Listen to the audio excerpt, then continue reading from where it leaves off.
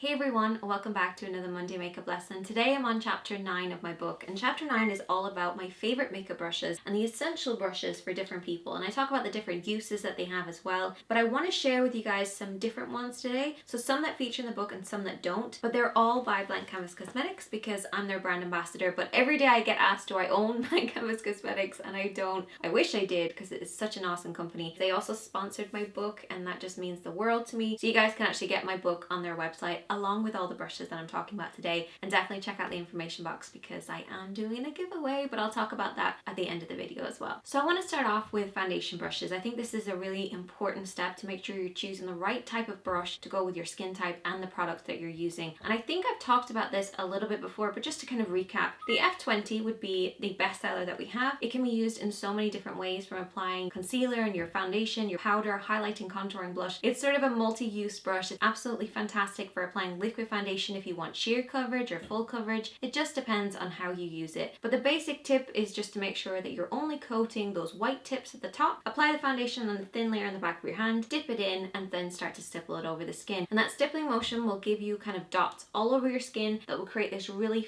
full coverage airbrush finish, just like a photograph. It's little pixels all over the skin. And then if you want sheer coverage or you're having a really good skin day, you just want to do swirling motion. And that way we get the best of both worlds because we can use it in so many different ways. So that's why it's one of our best sellers. But if you prefer using creamed powders or very thick foundations, you actually want to go for a brush that's a little bit thicker. This is the F22 and it's basically the same except this is a little denser. You see how this has movement in it? This is great for creamier kind of liquidy foundations, but if you're going for something that's very dense, you want to go for a denser brush. So the denser the product, the denser the brush needs to be, and you basically just want to test it just like that and see how there's no movement there at all. And when you do this, there's no real movement. That just proves how dense it is, and this will just make your application so much easier because unlike using a very fluffy brush, the product won't get really deep in here. It will stay on the top of the bristles, and that's where we want it to stay when we're applying foundations in particular. If you have very dry skin, you actually want to go for a flatter typed brush. So either the F27, which is a typical painter style brush, great for beginners. If you're going to go from your fingertips to a brush,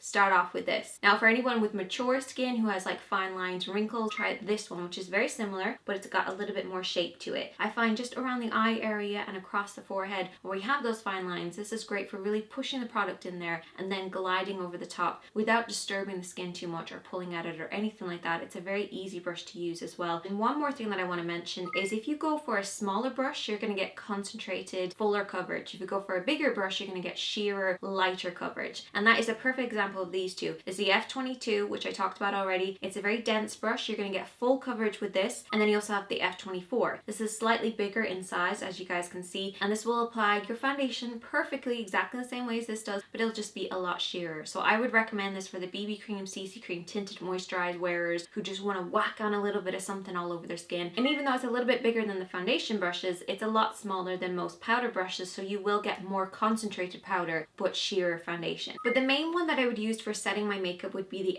F42. This is basically the same as the F24, except it has more of a tapered top to it. And this is great for contouring and applying your bronzer. And it's also great for just setting right underneath those eyes and around the nose area. So this would be one of my main ones for setting my makeup because I can use it in so many different ways. For those of you who like to use a powder puff to set your makeup, but you want to start using a brush, I would recommend the F25. So this works in a very similar way as a powder puff because it's so dense, it will pick up the product in the same way and apply it by pressing it over the skin in the same way, but it has some movement in it so you can then glide away and knock off any of the excess. So it's a great alternative if you want to move away from using a powder puff. Now moving on to our cheeks, we have our highlight, our contour, our blush, and a couple of brushes that I like using for that would be starting off with blush. These two, these are great blush brushes, the F40 and the F15. This one, as you guys can see, is red, so it's very easy to remember, oh, that's my blush brush. And for anyone who's a beginner, I always recommend getting the red one because it's also available in black, but at least you never forget that it's for your blush. But if you're a big fan of using cream blushes or cheek stains or anything like that, but you don't like using your fingertips,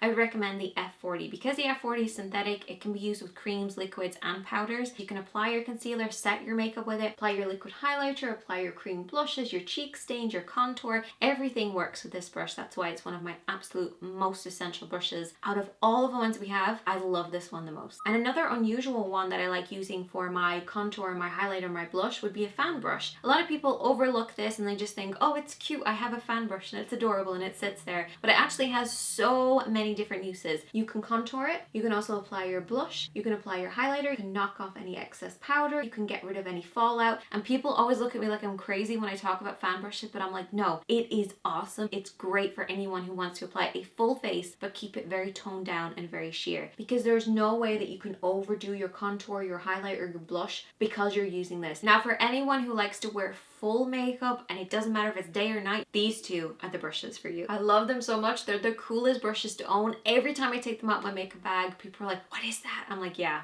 this is awesome. These two would be the F30, F32. You have the little baby and you have the mama. This one's great for contouring. So it's basically the right size for pretty much everybody. I've used it on so many different faces and it always works. Because of the length of it, you want to go from the top of the ear, corner of the mouth angle like this.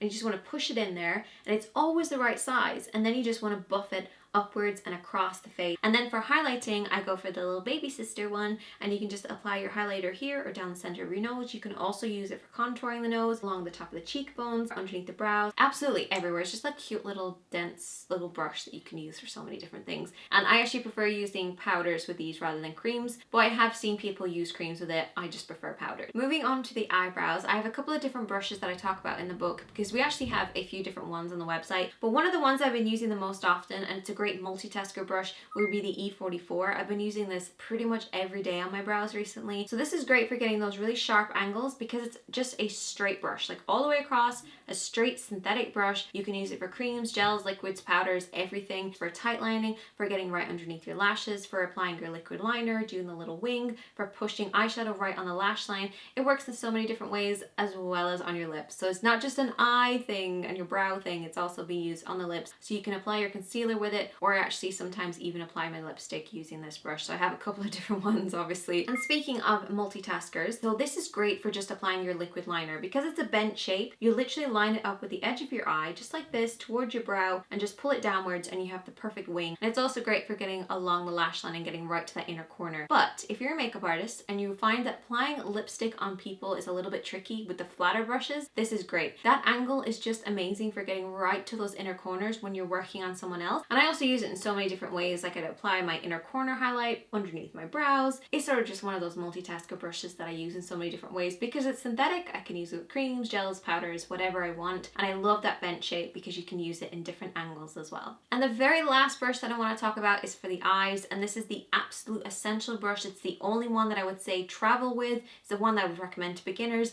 It has everything in just one brush, and it's this one. This is the E40 E41. It's a synthetic brush. It's double-ended, so it has a flat side on one side, blender on the other. You can apply your cream products with this, your powders, your gels, absolutely everything. It will either smudge it out with your flat side so you can get right underneath the eyes and blend out your eyeliner, or you can apply your pigments, your eyeshadows. It will really pack it on there for you. On the other side then, you can just blend everything, so you can apply your bases with this as well, or blend out your eyeshadow, work into the crease, apply a very sheer amount of coverage all over the eye. It can work in so many different ways from just one brush. This is the one that I would recommend to everybody time and time again. It is amazing. If you have any more questions, as always, leave a comment and I'll try and get back to as many people as I can. I know brushes are kind of tricky, so as part of the giveaway, I'm actually going to help you guys pick out the right brushes. So the winner is going to be able to let me know what style of makeup and what makeup they wear, and I will help you pick out the right brushes depending on your personal style. And all of that information is going to be in the description box. So I will see you guys in a video next Monday for a really crazy fun video. It's on eyeliner techniques, and I talk about a couple of them in the book, and I also want to talk about a couple of eyeliner